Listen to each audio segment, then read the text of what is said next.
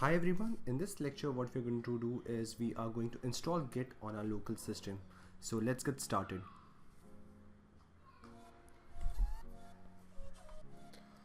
Hi guys, in this lecture we are going to verify if we have Git installed on a system or not. If it is not, we are going to install it on our system.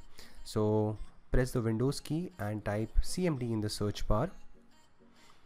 It will open the command prompt on your Windows. For Mac and Linux user, just open your terminal. Now by default I am in my user directory which is pointing to Jatin. Now over here what you have to do is just type the small git command, everything in small case, and if you look carefully I'm getting in a message like git is not recognized as an internal or external command. So this message pops up for any command utility when it is not installed on your system, whether it is Java, whether it is Node, or even when it is Git. So since we don't have Git installed on our system, we're going to install it.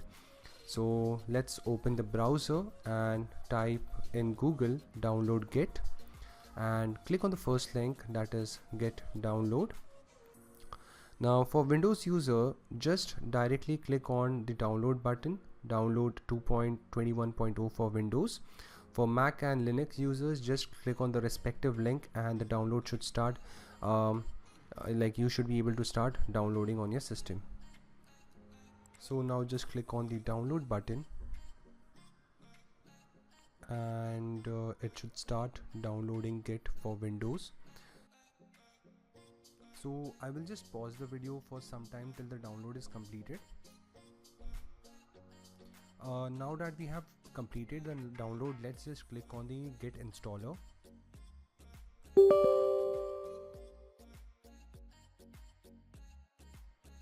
Now installing Git is very simple guys. All you have to do is click on a very important button in the installation process, which is called as the next button. Just try to click the next button as many times as you see it on the screen and you will have the Git installed on your system in just 1 minute. So let's click a check on launch Git bash and click on finish. So it launches a Git bash terminal. So Git bash terminal is something which is included along with your Git installation.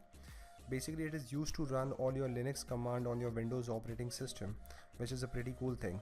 Now let me type git command again and let's see what happens.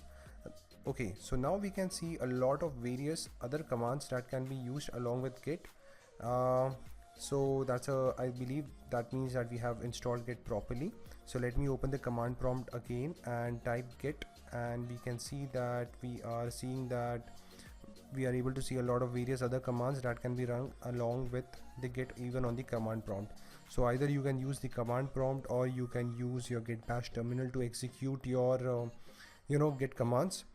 So that's it for this lecture guys. If you like the video, make sure you hit the like button. If you are new to the channel, hit the subscribe button and let's take the channel to 1K subscriber as soon as possible. Also guys, if you have time, you guys can move on to the next lecture. Thank you so much.